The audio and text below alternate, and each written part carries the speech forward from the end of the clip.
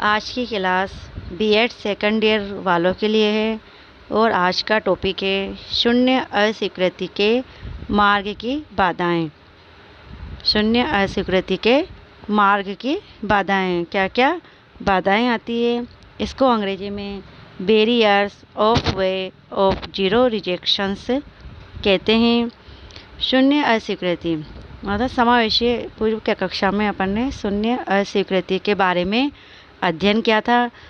तो ये शून्य अस्वीकृति के मार्ग की बाधाएं क्यों आती हैं? क्योंकि इसमें समावेशी विद्यालय का निर्माण इस उद्देश्य से या इसलिए किया गया था कि सामान्य छात्र और जो विकलांग अक्षम छात्र हैं, विकलांगता है जो यह उन बच्चों को सबको एक साथ अध्ययन कराया जाए।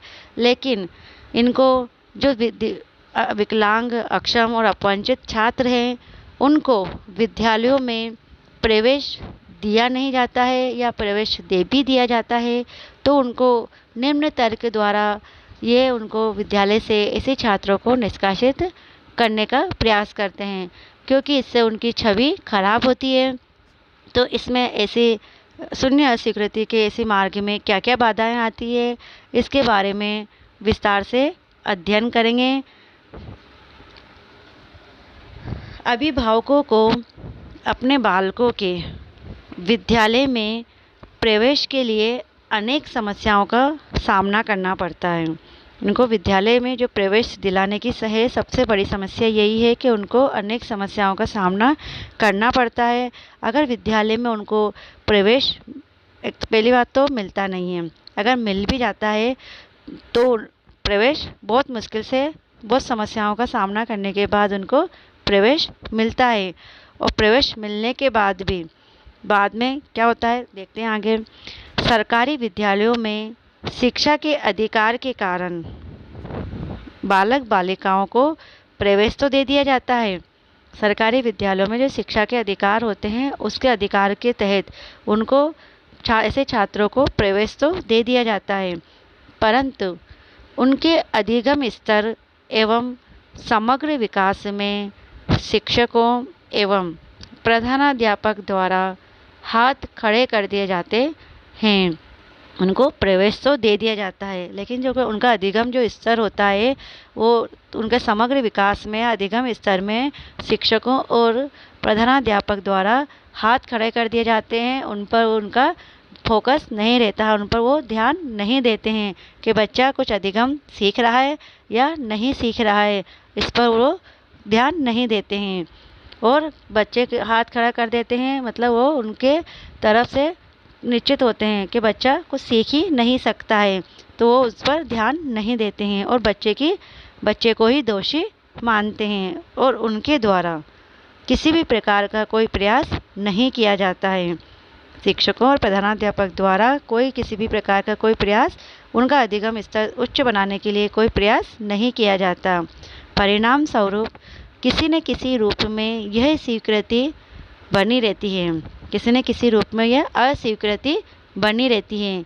इस अस्वीकृति को शून्य करने के इस अस्वीकृति जो अस्वीकृति बनी रहती है उस अस्वीकृति को शून्य करने के मार्ग में अनेक प्रकार की बाधाएं दृष्टिगोचर होती है। ये बाधाएं विद्यालय व्यवस्था एवं सामाजिक व्यवस्था से संबंधित होती है। इनका वर्णन निम्नलिखित रूप में किया जा सकता है। निम्नलिखित रूप में निम्न प्रकार से किया जा सकता है। इसमें सबसे पहला बिंदु है शिक्षकों की उदासीनता। शिक्षकों की उदासीनता शिक्षकों की उदासीनता शून्य अस्वीकृति के मार्ग में बड़ी बाधा है। शिक्षक अपने वेतन एवं सुविधाओं के प्रति सचेत रहता है तथा कम से कम कार्य करना चाहता है। शिक्षक अपने वेतन और सुविधाओं के प्रति सावधान रहता है, सचेत रहता है और कम से कम कार्य करना चाहता है।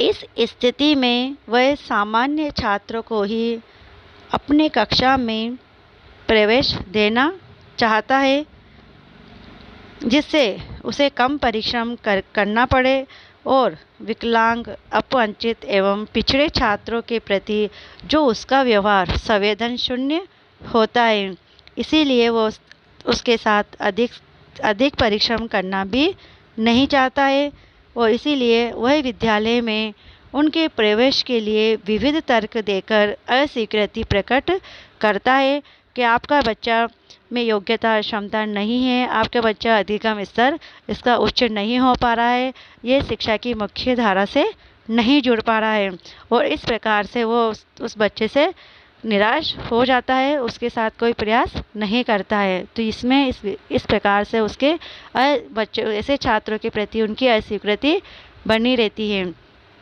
दूसरा टॉपिक है प्रधानाध्यापक की उदासीनता। प्रधानाध्यापक भी अपने सहायक अध्यापकों के दबाव में अपवंचित, अक्षम एवं पिछड़े छात्रों को प्रवेश देने से दूर भागता है, क्योंकि इससे उसके विद्यालय का जो परीक्षा परिणाम एवं छवि दोनों ही कुप्रभावित होगी। उसको अपने विद्यालय की छवि और परीक्षा जो परिणाम से जो छवि खराब होगी उसके बारे में वो प्रभावित होते हैं। वो सोचते हैं कि हमारे विद्यालय का अगर परीक्षा परिणाम अच्छा नहीं रहा तो हमारे विद्यालय की छवि खराब होगी और इस प्रकार से वो अपने विद्यालय में प्रवेश न देने के अनेक बहाने खोज कर ऐसे छात्रों के प्रवेश के लिए प्रत्यक्ष रूप से अपनी अस्वीकृति प्रकट कर देते हैं कि आपके बच्चा कुछ इसको पढ़ाई या शिक्षा की मुख्य धारा से नहीं जुड़ सकते हैं, इसीलिए आप इसको स्कूल से निकाल लीजिए, निष्कासित करने का प्रयास करते हैं। अगला है अभिभावकों की उदासीनता। विकलांग, अक्षम एवं पिछड़े वर्ग के बालकों के माता पिता भी अपने बालक एवं बालिकाओं के प्रति पूर्वाग्रहों से ग्रसित होते हैं। वे ये मान लेते हैं कि उनका बालक शिक्षा प्राप्त नहीं कर सकता है तथा विकास की मुख्य धारा में उसका कोई स्थान नहीं हो सकता है। अभिभावक क्या होते हैं, प्राय वो बहुत से अभिभावक क्या होते हैं, अशिक्षित होते हैं, तो वो इन तथ्यों को स्वीकार कर लेते हैं और इस प्रकार से विद्यालय की प्रवेश संबंधी जो अस्वीकृति होती है उसमें वो अपनी सहमति प्रकट कर देते हैं और वह अपने बालक को विद्यालय से प्रवेश से वंचित, प्रवेश जो हो भी जाता है तो उसको वो निष्कासित कर देते हैं, वो अपने बच्चे को निकाल लेते हैं तथा इस प्रकार से अस्वीकृति की स्थिति बनी रहती है। अगला बिंदु है विद्यालय प्रबंध की उदासीनता। विद्यालय प्रबंध समिति भी प्राय धन कमाने की दृष्टि से देखी जाती है। जो प्राइवेट सेक्टर होते हैं, प्राइवेट विद्यालय होते हैं, उनका सिर्फ एक ही मकसद होता है धन कमाना। तो क्योंकि व्यक्तिगत विद्यालय मात्र धन कमाना चाहते हैं, सरकारी विद्यालयों की प्रबंध समिति में भी प्राय इस प्रकार की स्थिति पाई जाती है कि वे भी विकलांग, पिछड़े एवं अपवंचित बालकों के प्रति संवेदन शून्य होते हैं। यदि किसी प्रबंध समिति के अगर सदस्य अगर उस संस्था में पढ़ रहा है तो भले ही उस पर वो विचार कर सकते हैं। अगर संस्था का किसी समिति का सदस्य अगर उसमें पढ़ रहा है तो भी वो उसमें विचार कर सकते हैं।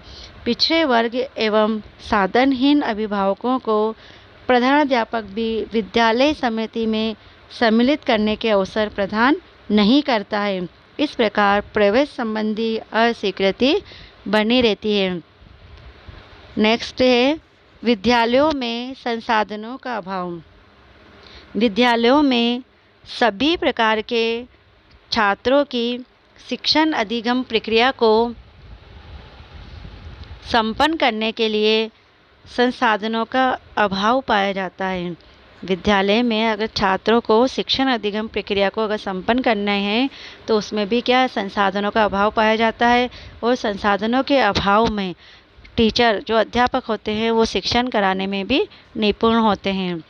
जैसे कि एक सरकारी विद्यालय में श्रवण दोष, दृष्टि दोष एवं गत्यात्मक दोष से संबंधित छात्रों के लिए किसी भी प्रकार के संसाधनों की व्यवस्था नहीं होती है।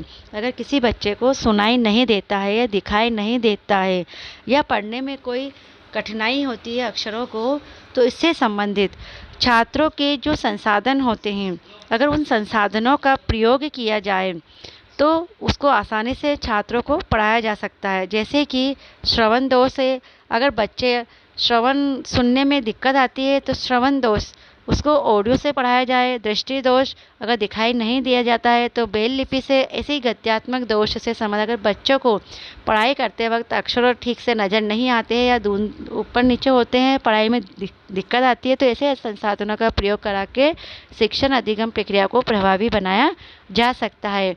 और इनके अभाव में, संसाधनों के अभाव में शिक्षण को प्रभावी बनाने में कठिनाई होती है और वो शिक्षण नहीं, ऐसे छात्रों को शिक्षण नहीं करा पाते हैं। नेक्स्ट है शून्य अस्वीकृति, दर्शन के ज्ञान का अभाव। शून्य अस्वीकृति, दर्शन के ज्ञान का अभाव। विद्यालय के शिक्षक, प्रधानाध्यापक एवं प्रबंध समिति को शून्य अस्वीकृति के दार्शनिक पक्ष के बारे में ज्ञान नहीं होता है। दार्शनिक पक्ष से मतलब कि जैसे विद्यालय में कर्मचारी को जैसे कुछ भी समझ में नहीं आता है कि किस, जैसे संसाधन का बाहर निकला, जैसे जो दर्शन, अगर उन बच्चों का उनको किस प्रकार से अध्ययन कराया जाए इसके बारे में वो निपुण नहीं होंगे तो वो शिक्षण नहीं करा पाएंगे। तो इस प्रकार से शिक्षक, प्रधानाध्यापक एवं प्रबंध समिति को शून्य अस्वीकृति के जो दार्शनिक पक्ष होते हैं उसके बारे में ज्ञान नहीं होता है। जब विद्यालय के कर्मचारी शून्य अस्वीकृति के दर्शन को समझ जाएंगे तब वह प्रत्येक स्थिति में प्रत्येक छात्र के लिए विद्यालय के द्वार खोल देंगे। अगर वो दर्शन को समझ जाएंगे तब वह प्रत्येक स्थिति में और प्रत्येक छात्र के लिए, चाहे वो किसी भी कैटेगरी का हो, अक्षम हो, अपवंचित हो या पिछड़ा हो या विकलांग हो, सभी के लिए वो विद्यालय के द्वार खोल देंगे तथा और पूर्ण समर्पण भाव से सभी छात्रों को शिक्षण अधिगम प्रक्रिया को प्रभावी रूप से संपन्न कर सकेंगे। इसके साथ साथ विकलांग एवं पिछड़े छात्रों का भी समग्र विकास कर सकेंगे।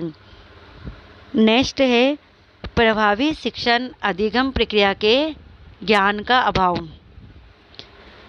प्रभावी शिक्षण अधिगम प्रक्रिया के ज्ञान के अभाव के कारण शिक्षक छात्रों के अधिगम स्तर को उच्च एवं स्थायी नहीं बना पाते।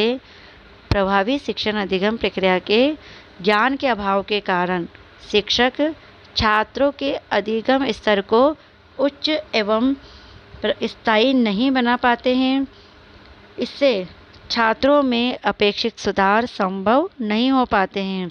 अगर उनका अधिगम स्तर उच्च और स्थायी नहीं होगा तो वो छात्रों में अपेक्षित सुधार संभव नहीं हो पाते, और इस प्रकार की जब स्थिति होती है तो वे छात्र को ही दोषी समझते हैं और अभिभावकों को उन्हें विद्यालय से बाहर निकालने के लिए कहते हैं कि आपका जो बच्चा है वो अधिगम स्तर नहीं कर पा रहा है, वो कुछ सीख नहीं रहा है, उसको यहाँ से आप ले जा सकते हैं। इस प्रकार के तर्क प्रस्तुत करते हैं और उनको परीक्षा में अनुत्तीर्ण करके भी उनके मन को आघात पहुँचाते हैं कि ये आपका बच्चा इस योग्य नहीं है या इनमें क्षमता नहीं है या अध्ययन नहीं कर पा रहा है, इसका अधिगम जो शिक्षण अधिगम प्रक्रिया है इसमें वो सुचारू रूप से अपना सहयोग नहीं कर पा रहा है, और वो फेल भी कर देते हैं या फेल हो जाता है तो उनके मन को आघात पहुंचाते हैं और कहते हैं कि आपका बच्चा इस लायक नहीं है कि आप इसको पढ़ा सकते हो, आप इसको घर पे ले जाइए, घर पे इस पर ध्यान दीजिए। तो इस प्रकार से वो अपने स्वीकृति प्रकट करते हैं। नेक्स्ट पॉइंट है नवाचारों के ज्ञान का अभाव। उन्हें नवाचारों के ज्ञान का भी अभाव रहता है। शिक्षकों को शिक्षा जगत से संबंधित नवाचारों के बारे में ज्ञान नहीं होता, जिससे वे छात्रों में अपेक्षित व सकारात्मक परिवर्तन नहीं कर पाते हैं। जो नए नए टेक्निक, नए नए औजार, अभी उपकरण आए हैं, उनको शिक्षकों को ज्ञान नहीं होता है कि जैसे अभी श्रवण दृष्टि है तो ऑडियो से उनको पढ़ाया जाए, श्रवण दृष्टि दोष वाले बच्चे हैं तो उनको ब्रेल लिपि से, और भी ऐसे उपकरण है या संसाधन है तो उनसे उनको पढ़ाया जाए। तो इस प्रकार से वे छात्रों में अपेक्षित एवं सकारात्मक करते हैं, सकारात्मक परिवर्तन नहीं कर पाते हैं, क्योंकि उनमें नवाचारों की ज्ञान का अभाव होता है। नवाचारों से तात्पर्य है कि जो जानकारी, जो ज्ञान, जो तकनीकी द्वारा जो ज्ञान प्रदान किया जाता है, जो भी नई नई तकनीक से उनको ज्ञान दिया जाता है, वो नवाचार होता है। अगर शिक्षक को नवाचारों का ज्ञान नहीं होगा तो वो जो नई नई तकनीक है उससे उन बच्चों को, ऐसे छात्रों का अध्ययन नहीं करा पाएंगे, तो वो शिक्षण प्रभावी नहीं हो सकता है। नेक्स्ट बिंदु है व्यवसाय के प्रति समर्पण का अभाव। व्यवसाय के प्रति समर्पण का अभाव। प्राय कुछ शिक्षकों में व्यवसाय के प्रति पूर्ण समर्पण नहीं होता है। बहुत से शिक्षक अपने जो व्यवसाय होते हैं उसके बारे में वो पूर्ण समर्पण नहीं होते हैं। वह शिक्षक के दायित्व, गरिमा एवं महत्व को नहीं समझते। अपने उत्तरदायित्व से बचने के लिए विकलांग, अपवंचित एवं पिछड़े छात्रों को पढ़ाना नहीं चाहते हैं। जो शिक्षक होते हैं, जो अपना व्यवसाय होता है, उनका अध्यापन कार्य का वो उसमें ईमानदारी नहीं बरतते हैं, उनमें व्यवसाय के प्रति कोई पूर्ण समर्पण नहीं होता है। वह सिर्फ अपने शिक्षक के जो दायित्व, गरिमा होती है, महत्व होता है, वो उनको नहीं समझते हैं और अपने उत्तरदायित्व से बचने के लिए विकलांग, अपवंचित एवं पिछड़े छात्रों को वो पढ़ाना भी नहीं चाहते हैं और अपने कुतर्कों के सहारे, जो अपने निम्न तर्कों के सहारे ऐसे छात्रों को विद्यालय से प्रवेश एवं शिक्षा ग्रहण करने से वंचित कर देते हैं और उनका वो आगे का जो भविष्य होता है वो उनका ऐसे वो शिक्षा ही ग्रहण नहीं कर पाते हैं और वो उनसे शिक्षा की मुख्य धारा से वंचित हो जाते हैं। नेक्स्ट पॉइंट है आशावादी दृष्टिकोण का अभाव। आशावादी दृष्टिकोण का अभाव। कुछ शिक्षक, अभिभावक एवं प्रधानाध्यापक छात्रों के शैक्षिक विकास एवं अधिगम स्तर में सुधार लाने की प्रक्रिया में असफल होने या हार मानने में समय नहीं लगाते हैं और तथा सोचते हैं कि इस छात्र से विद्यालय की छवि खराब हो रही है तथा यह अन्य छात्रों के अधिगम स्तर को भी कुप्रभावित कर रहा है। शिक्षक, अभिभावक और प्रधानाध्यापक छात्रों के शैक्षिक विकास एवं अधिगम स्तर में कोई सुधार नहीं ला पाते हैं और वो हार मान लेते हैं और समय नहीं लगाते हैं। उनके शिक्षण अधिगम प्रक्रिया को अच्छा बनाने के लिए, प्रभावी बनाने के लिए कोई प्रयास नहीं करते हैं और सोचते हैं कि इस छात्र से विद्यालय की छवि खराब हो रही है तथा अन्य छात्रों के अधिगम स्तर को भी ये कुप्रभावित कर रहा है। तो ऐसे तथा अन्य छात्रों के अधिगम स्तर को भी ये कुप्रभावित कर रहा है या उनके अधिगम स्तर में भी परेशानी आ रही है। तो इस प्रकार से ऐसे छात्रों को विद्यालयों से दूर रखा जाए तो अच्छा रहेगा। इस प्रकार की स्थिति से शून्य अस्वीकृति प्रकट होती है और इसकी स्थिति को समाप्त नहीं कर पाते हैं। नेक्स्ट टॉपिक है सहयोग का अभाव। शिक्षक एवं प्रधानाध्यापक द्वारा अक्षम एवं अपवंचित वर्ग के बालकों एवं बालिकाओं की शिक्षा व्यवस्था के लिए कोई विशेष कार्य योजना तैयार नहीं की जाती है। जो शिक्षक और प्रधानाध्यापक द्वारा अक्षम और अपवंचित वर्ग के जो बालक बालिकाओं को जो शिक्षा व्यवस्था के लिए कोई विशेष कार्य योजना तैयार नहीं की जाती है कि उनकी शिक्षण अधिगम प्रक्रिया कैसे पूरी की जाए, इसके बारे में उनको कोई प्रयास या योजना तैयार नहीं की जाती है। और शिक्षक को इन बालकों को शिक्षा प्रदान करने संबंधी अनुभव नहीं होते हैं। शिक्षकों भी इन बालकों को किस प्रकार से शिक्षा देनी चाहिए इस संबंध में कोई अनुभव नहीं होते हैं। इसीलिए वह विद्यालयों में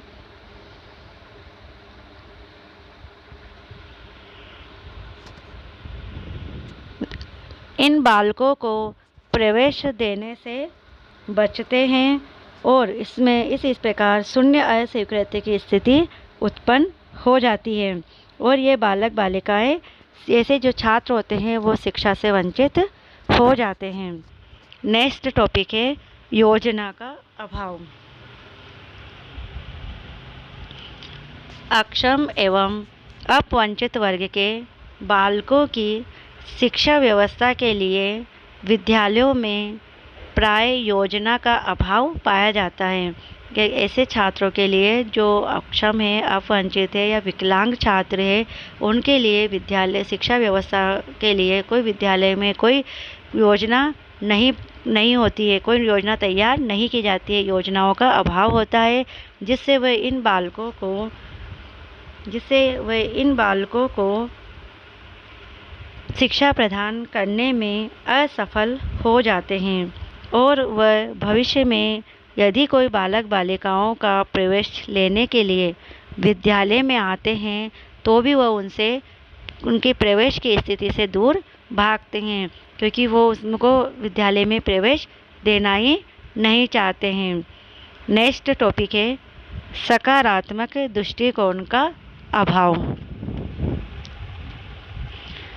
प्राय यह देखा जाता है कि अक्षम एवं अपवंचित वर्ग के छात्रों के प्रति शिक्षकों का दृष्टिकोण, जो अक्षम है अपवंचित वर्ग के उनके छात्रों के प्रति शिक्षकों का जो दृष्टिकोण होता है वो भी नकारात्मक एवं पूर्वाग्रह पर आधारित होता है।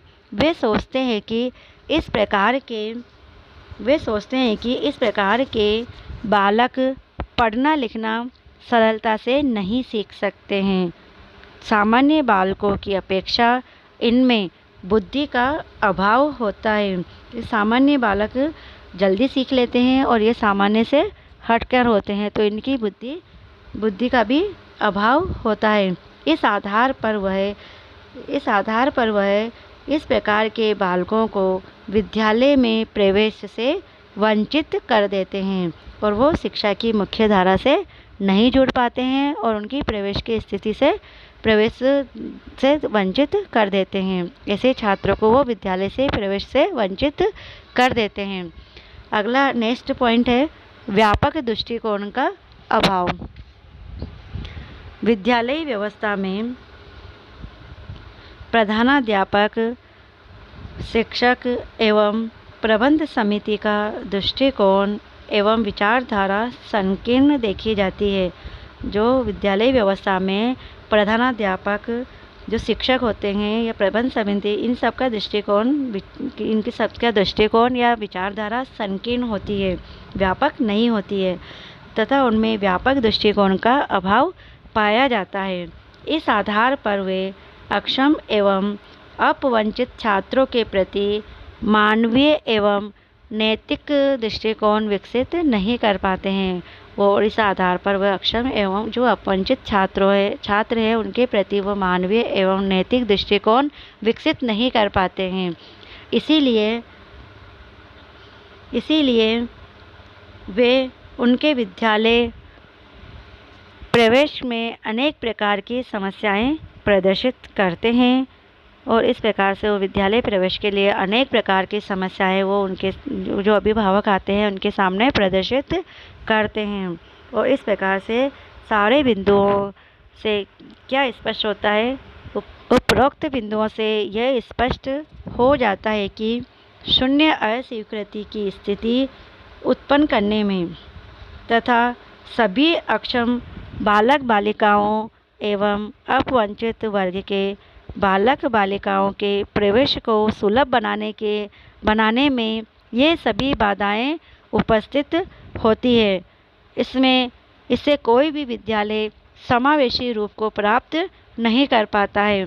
ये सब बाधाएं उपस्थित होती है और इसी बाधाओं के कारण कोई भी विद्यालय समावेशी रूप प्राप्त नहीं कर पाता है। समावेशी विद्यालयों के सर्जन के अभाव में अक्षम एवं अपवंचित बालक शिक्षा से पृथक हो जाते हैं। जो अक्षम है, अपवंचित है, विकलांग बालक है, वो शिक्षा की मुख्य धारा से नहीं जुड़ पाते हैं और जब वो शिक्षा की मुख्य धारा से नहीं जुड़ पाते हैं तो उनका जो बाद का भविष्य है, जैसे व्यवसाय के प्रति वो भविष्य में भी वो अपना विकास, शैक्षिक विकास से उनका भविष्य भी खतरे में आ जाता है। और उनके जब अपन समावेशी विद्यालय का निर्माण इस उद्देश्य से हुआ था कि सभी को समान रूप से प्रवेश मिले और सभी शिक्षा की मुख्य धारा से जुड़े और सभी का विकास हो सके। और इन सब बाधाओं को दूर करके ही इन सब बाधाओं को दूर करके ही समावेशी विद्यालय का निर्माण किया जा सकता है। और इन सब बाधाएं दूर होगी तभी सर्वोत्तम रूप से समावेशी विद्यालय में सारी व्यवस्थाएं सुचारू रूप से और अधिगम प्रक्रिया प्रभावी रूप से बनाया जा सकता है। इन बाधाओं को पार करके ही समावेशी विद्यालय का निर्माण या सृजन किया जा सकता है। आज की क्लास आज यहाँ तक ही है।